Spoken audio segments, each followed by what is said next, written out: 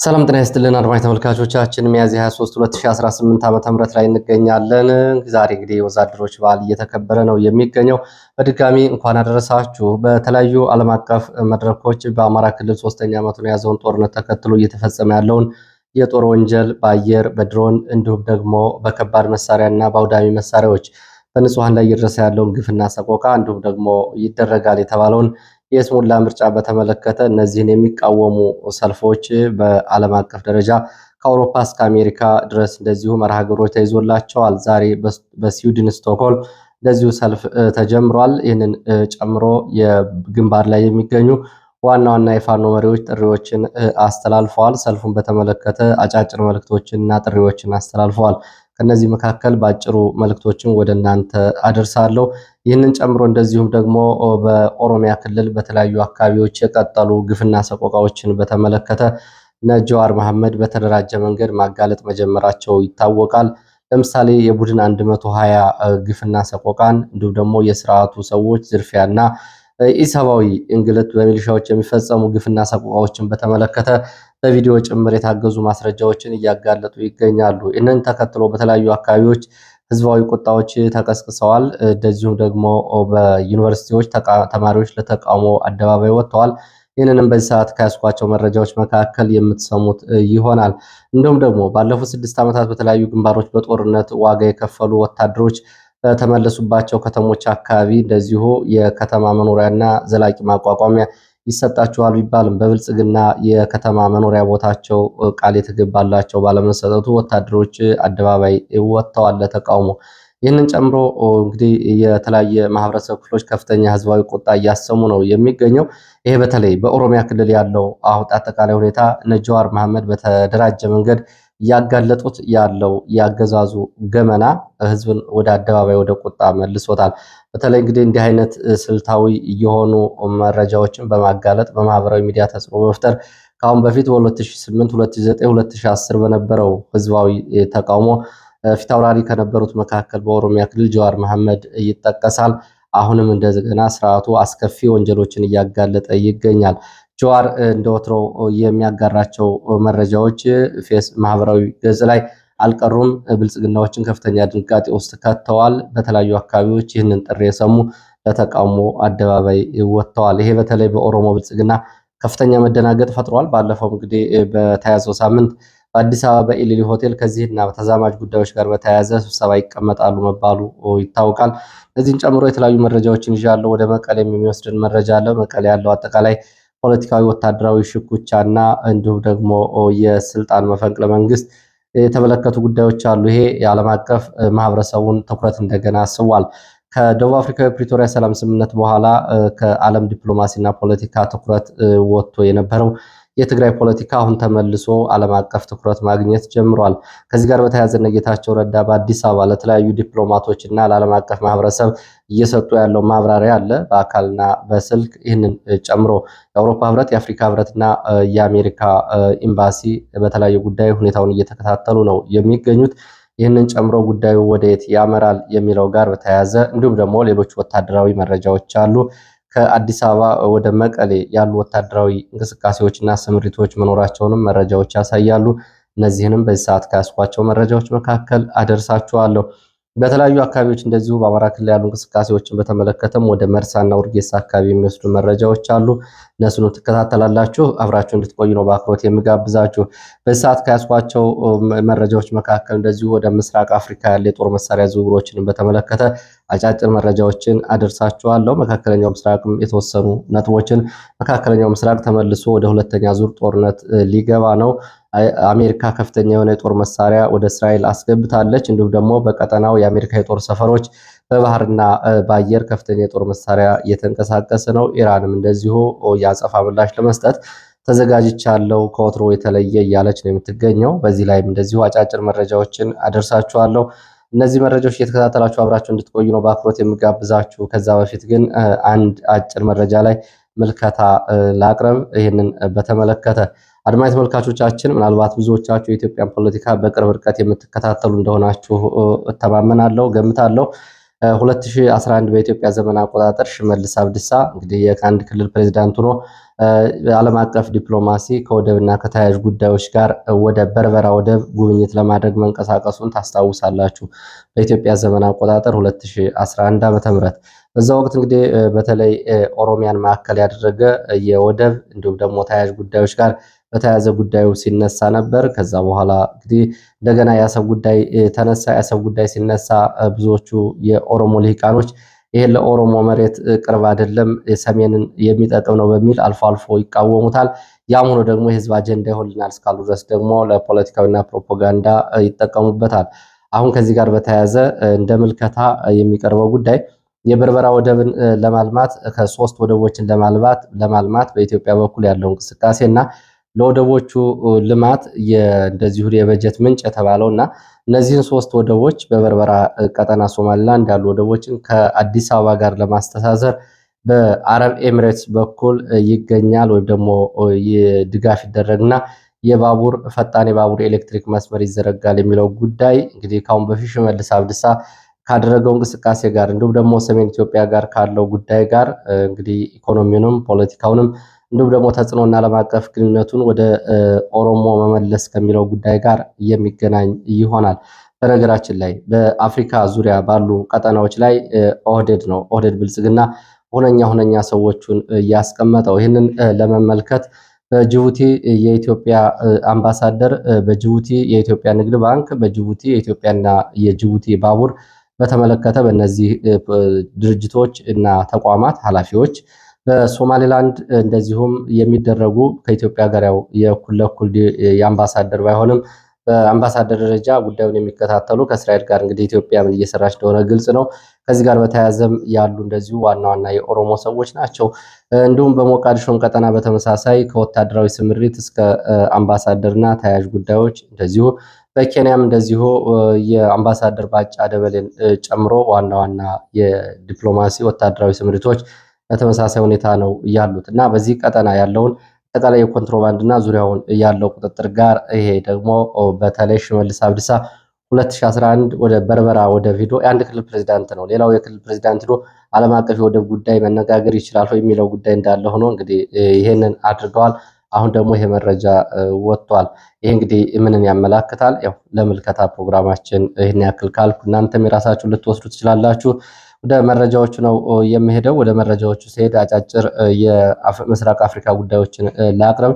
የምስራቅ አፍሪካ የጦር መሳሪያ ስርጭት የ24 ሰዓት መሳሪያዎች ስርጭት ስንመለከት የአየር በረራ መረጃዎች እንደሚያሳዩት በትላንትናው ዕለት ከሩሲያ የተነሳ አርኤ 76502 በረራ ቁጥር የተመዘገበ የጦር መሳሪያ ጫኝ ካርጎ አውሮፕላን የጦር መሳሪያዎችን ይዞ ከሩሲያ በቱርክ ኢስታንቡል፣ ከኢስታንቡል በቀጥታ ወደ አዲስ አበባ ወደ ፖርት ሱዳን እንደዚሁ በረራ አድርጓል። ፖርት ሱዳን የጦር መሳሪያዎችን አራግፏል ከሩሲያ ፖርት ሱዳን። ሌላው እንደዚሁ ባቶር ኤር ካርጎ የተባለ ደግሞ ቢቲ ሲዩ 109 ዩናይትድ አረብ ኤሚሬትስ በመነሳት አላይን ተብሎ የሚጠራው አየር ማረፊያ ከዩናይትድ አረብ ኤሚሬትስ ወደ አዲስ አበባ የጦር መሳሪያ ትላንትና ማራገፉን መረጃዎች ያሳያሉ። ሌላው አልሪፋ ተብሎ የሚጠራው ዩናይትድ አረብ ኤሚሬትስ የአየር ጣቢያ የተነሳ ሌላ የጦር መሳሪያ የጫነ አውሮፕላን ቻድ የጦር መሳሪያ አራግፏል። ይሄ ለአርኤስኤፍ የሚደርስ የጦር መሳሪያ ነው። ሌላ ኢደብሊው 355 ቲኤች ቲኤክስ ሲ 2311 ዛሬ ማለዳ ከሩሲያ እንደዚሁ በቀጥታ ወደ ኢትዮጵያ ደብረ ዘይት ሐረር ሜዳ የጦር መሳሪያዎችን አራግፏል። ይሄ ግዙፍ አውሮፕላን ነው። እንግዲህ በዚህ በረራ የተመዘገበ ነው። ሌላ ፋንጀት ቦይንግ 737 436 የተባለ አውሮፕላን ከዩናይትድ አረብ ኤሚሬትስ አልአረፋ የአየር ማረፊያ ወደ ናይሮቢ ቅጥረኛ የኮሎምቢያ ወታደሮችን ይዞ ገብቷል። ይህም እንግዲህ ወደ አርኤስኤፍ የሚጓጓዙ ቅጥረኛ ወታደሮችን አጓጉዟል። ሌላው የዩናይትድ አረብ ኤሚሬትስ ኤርፎርስ ኤል 130 ሄርኩለስ የተባሉ አውሮፕላኖች ከቱርክ ወደ ዩናይትድ አረብ ኤሚሬትስ ባይካርታር የተባሉትን ዝነኛ የቱርክ ድሮኖችን ጭነው በረራ አድርገዋል። እንግዲህ የጦር መሳሪያ ስርጭትን ያሳያል። በዚሁ የመካከለኛው ምስራቅ መረጃዎችን ላስከትል። ኢራን ድርድር የሚቀጥል ከሆነ ፓኪስታን አሁንም አደራዳሪ ሆና ትቀጥላለች ስትል አስታውቃለች። በፓኪስታን ላይ ያላትን መተማመን ገልጻለች። ሌላው እስራኤል በሊባኖስ ጋር የገባችውን የተኩስ አቁም ስምምነት በመጣስ አሁንም ከፍተኛ የሆነ የአየር ድብደባ እያደረገች ነው። ህፃናት ሳይቀር ጭምር ተጎድተዋል። በሊባኖስ የሚገኙ ጥንታዊ የኦርቶዶክስ ክርስትና ገዳማት፣ ሐውልቶች እንዲሁም ደግሞ መካነ መቃብርና ገዳማት ከፍተኛ ጉዳት ደርሶባቸዋል። ይሄ በክርስቲያኖች ዘንድ ከፍተኛ ቁጣ ቀስቅሷል። የኢራኑ አያቶላህ ሞጅታባ አሜሪካ በፐርሺያ በባህረ ሰላጤ ምንም አይነት ቦታ የላትም፣ ከውሃው በታች ነው አቅሟን የምናደርገው ሲሉ ዛቻ አሰምተዋል። በኢራን የኒውክለርና የሚሳይል መሳሪያዎች ላይ አንደራደርም፣ ኒውክለርና ሚሳይሎቻችን እንጠብቃቸዋለን ሲሉ ዛቻ አሰምተዋል። አሜሪካ ደግሞ ጦርነቱ ከፍተኛ ረጅምና የከፋ አጸፋ ይሰጣል እያለች ኢራን እያስፈራራች ነው የምትገኘው። አሜሪካ ወደ እስራኤል ከፍተኛ የጦር መሳሪያ እያጓጓዘች መሆኗንም መረጃዎች ያሳያሉ። የአሜሪካ ወታደራዊ አዛዦች ለዶናልድ ትራምፕ እቅድ አቅርበዋል። እቅዳቸው ደግሞ በቀጣይ በኢራን የሚፈጸመውን አጭርና ኃይለኛ የተባለ ወታደራዊ ጥቃት እቅድ እንዳጸድቁ ነው ፕሬዚዳንቱ እያቀረቡላቸው። ይህ እንግዲህ ሁለተኛ ዙር ጦርነት ሊጀመር እንደሆነ ነው መረጃዎች የሚያሳዩት። ኢራን ሁለተኛ ዙር ጥቃት በአሜሪካ የምትከፍት ከሆነ ረጅም የከፋ አጸፋ ምላሽ እሰጣለሁ፣ ለዚህ አሜሪካ ትዘጋጅ ስትል እንደዚሁ መግለጫ ሰጥታለች። ወደ መረጃዎቹ ነው የሚሄደው። ወደ መቀሌ የሚወስድን መረጃ አስከትላለሁ። መቀሌ በቀጠለው የስልጣንና የፖለቲካ ወታደራዊ ሽኩቻ አሁንም የዓለምን ዲፕሎማሲና ቀልብ እንደገና ስቧል።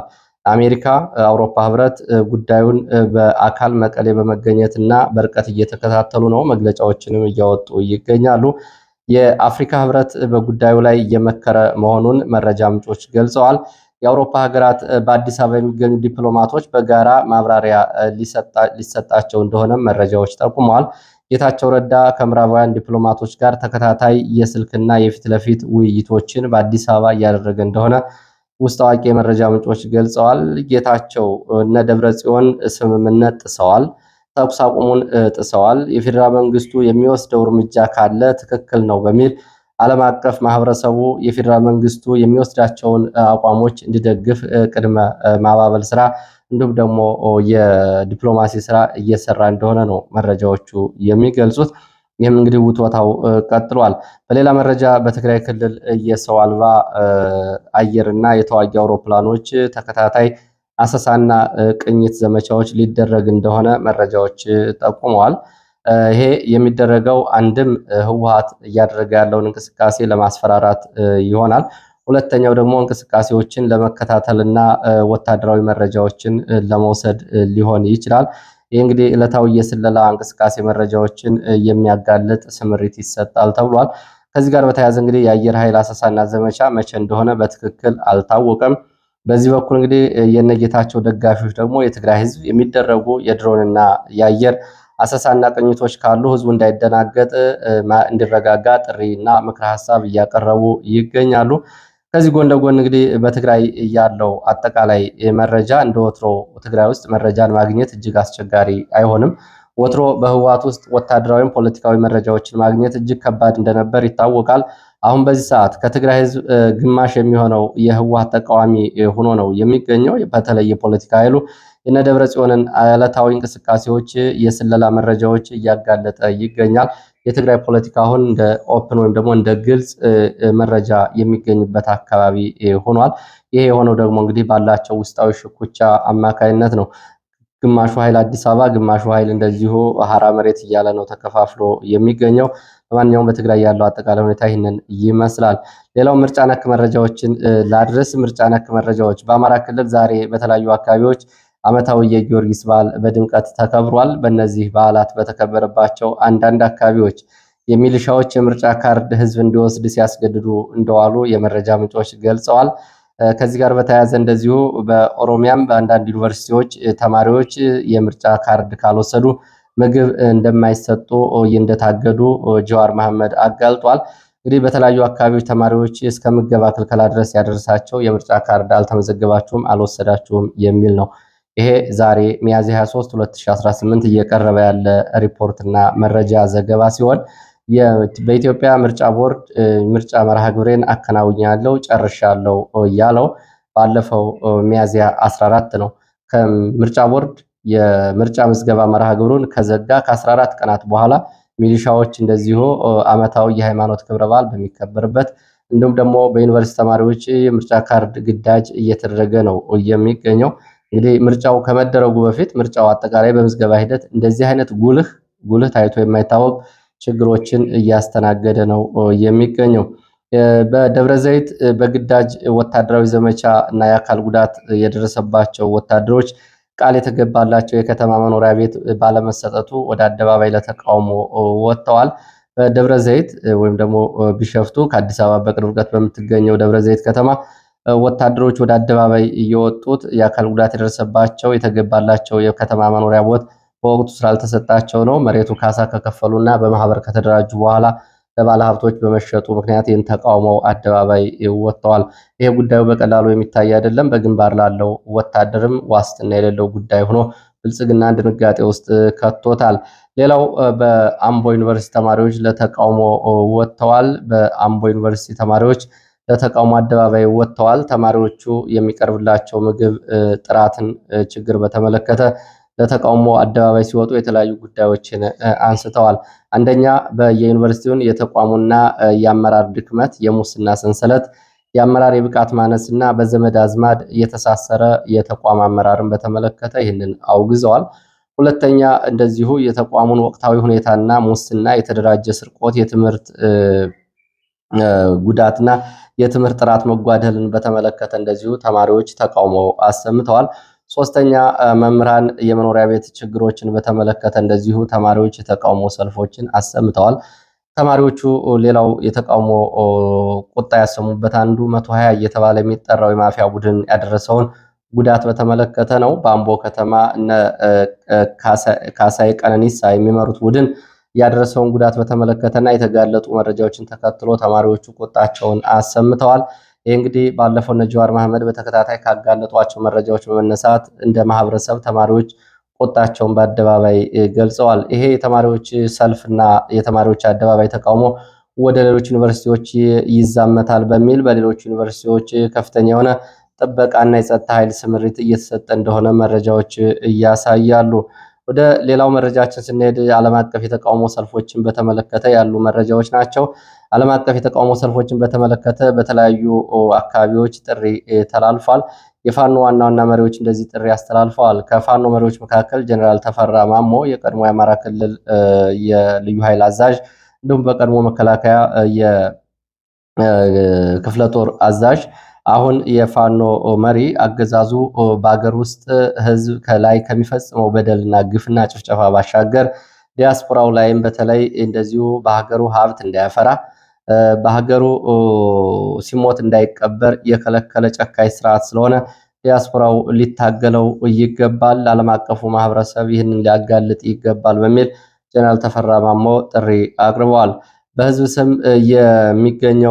የሚገኘውን ድጋፍ ስርዓቱ ለእርዳታና ድጋፉን ለልማት በሚል የሚሰጠውን ለህዝብን ለመጨፍጨፍ የጦር መሳሪያ ለመግዛት ወንጀል እየተጠቀመበት ስለሆነ ዓለም አቀፍ ማህበረሰቡ የሚሰጠውን እርዳታ እንዲያጤን ዲያስፖራው ጫና እንዲያደርግ እንደዚሁ ጥሪ አቅርቧል።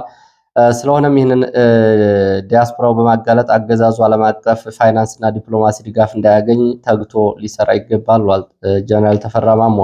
በተመሳሳይ ፋኖ መከታው ማሞም እንደዚሁ እያንዳንዱ ኢትዮጵያዊ በሰልፎች ላይ በመገኘት በተያዘለት ፕሮግራም ላይ እየተገኘ ድጋፍ እንዲያደርግ ለፍትህና ለነጻነት ድምፁን እንዲያሰማ ጥሪ አቅርቧል። ትግሉን በዓለም አቀፍ ደረጃ በተለይ በዲፕሎማሲው ዘንድ ከፍ ወዳለ ደረጃ ለማሳደግ አጋጣሚውን መጠቀም ይገባል ብሏል ፋኖ መከታው። አገር ውስጥ እየደረሰ ያለውን ግፍና ሰቆቃ ለዓለም አቀፍ ማህበረሰብ ማጋለጥ የሁሉም ኃላፊነት ሊሆን እንደሚገባ ጥሪውን አቅርቧል። ሰልፎቹ እንግዲህ በተለያዩ የአውሮፓ ከተሞች እና የአሜሪካ ከተሞች ይደረጋሉ። ከተያዙ መርሃ ግብሮች መካከል በዛሬው ዕለት በስዊድን ስቶክሆልም ሰልፍ እየተደረገ ይገኛል። እንግዲህ የሰልፎቹን በተመለከተ በዋና ዋና የተያዙ ከተሞችና ፕሮግራሞች በስዊድን ስቶክሆልም፣ በአሜሪካ ሲያትል፣ በአሜሪካ ዋሽንግተን፣ በቤልጅየም አውሮፓ ብራሰልስ፣ በኦታዋ ካናዳ፣ በፓሪስ ፈረንሳይ፣ እንዲሁም ደግሞ በማንቲቫ ካናዳ፣ በሜልቦርን አውስትራሊያ፣ በጣሊያን ሮም፣ በኖርዌይ ኦስሎ፣ በእንግሊዝ ለንደንን ጨምሮ በተለያዩ ከተሞች መርሃ ግብሮች ተይዘዋል። እንግዲህ በእነዚህ ቦታዎች እና በተጠቀሰው ዕለት በመገኘት ተሳትፎ እንዲደረግ ነው ጀነራል ተፈራ ማሞና ፋኖ መከታው ማሞ ጥሪ ያቀረቡት። ያው እንግዲህ አባት ስማቸው በአጋጣሚ ተመሳሳይ ነው። ሌላው መሰረታዊ አስተያየት አንስታችኋል፣ በምልከታ ብትሄድበት በሚል ዛሬ ከበለስ አካባቢ የተሰማውን አሁንም ያልተሻሻለ የፋኖ ውስጣዊ ሽኩቻ መሰረት አድርጎ ፋኖን ትግል በተመለከተ እንደወትሮ አሁንም ቅርጽ የሚያስይዙ ፕሮግራሞች እና ምልከታዎች መሰራት አለባቸው በውስጥም በውጭም የሚል አስተያየት አድርሳችኋል። ከጥር 9 ጀምሮ 2018 ዛሬ አራተኛ ወሩን ይዟል። የፋኖ አንድነት ከመጣ በኋላ በድርጅታዊ አሰራር፣ በፖለቲካዊ አደረጃጀት፣ በወታደራዊ ቅንጅት እየተሰጠ ያለው የፋኖ አመራር ምን ለውጥ አምጥቷል? ውስጣዊ ሽኩቻዎችን መፍታት ችሏል ወይ? ለውጭ ተጋላጭነትን ቀንሷል ወይ? የመጣው ለውጥ ያጋጠመው ውስንነት መገምገም አለበት። ሌላው ጉዳዩን እንደዚሁ ሊገመግም ይገባል የሚል እንደዚሁ አስተያየት አድርሳችኋል። ዛሬም በውስጣዊ ሽኩቻዎች ለውስጣዊ ስልጣን ሲባል አላስፈላጊ የሆኑ የእርስ በርስ ግጭቶችና ተኩሶች አለመቆማቸው እንዳሳዘናችሁም እንደዚሁ ገልጻችኋል። ከነዚህ አንጻራዊ ሁኔታዎች እንዳይጠናቀቁና የፋኖ አንድነት ወደታች ውህደቱ እንዳይሄድ እንቅፋት የሆኑ ጉዳዮች ምንድናቸው በሚለው ላይ የፋኖ አንድ ከተሆነ በኋላ ያለው አመራር ችግሩን ተወያይቶ በአስቸኳይ መፍትሄ ከመስጠት አንጻር ለምንድን ነው በዚህ ልክ ውጤት ያልመጣው የሚል እንደዚሁ ጥያቄዎችን አቅርባችኋል። እንግዲህ እነዚህን በሰዎቹን በማቅረብም ጭምር ያለውን ችግር መመልከትም ጭምር እንመለስባቸዋለን። ወደ ሌላ መረጃ እሄዳለሁ። ወደ ሰሜን ወሎ አቅራቢያ በተለይ በመርሳ ከወልዲያ አቅራቢያ መርሳ ከተማ አቅራቢያ በተፈጸመ ድንገተኛ ጥቃት የሚሊሻ አባላት ጉዳት አስተናግደዋል። በመርሳና ውርጌሳ መካከል በሚገኝ ሊብሶ ተብሎ በሚጠራ ወደ ጊራና መገንጠያ አካባቢ በሚሊሻዎች ላይ በተፈጸመ ድንገተኛ ጥቃት ዛሬ ረፋድ ቁጥራቸው ያልታወቀ የሚሊሻ አባላት ጉዳት ደርሶባቸዋል። የጉዳቱ መጠን በዝርዝር አልታወቀም። በተመሳሳይ እዚሁ ውርጌሳ ከተማ ለሚሊሻ የመረጃ ያቀብላል የተባለ አንድ ግለሰብ በፋኖ ድንገተኛ ጥቃት እርምጃ ተወስዶበታል የሚል መረጃ ወጥቷል። ለዚህ ሰዓት የነበሩ መረጃዎች እነዚህ ናቸው። ስለተከታተላችሁ በእጅጉ አመሰግናለሁ። በሌላ ተመሳሳይ መርሃ ግብር እስከምንገናኝ መልካም ጊዜ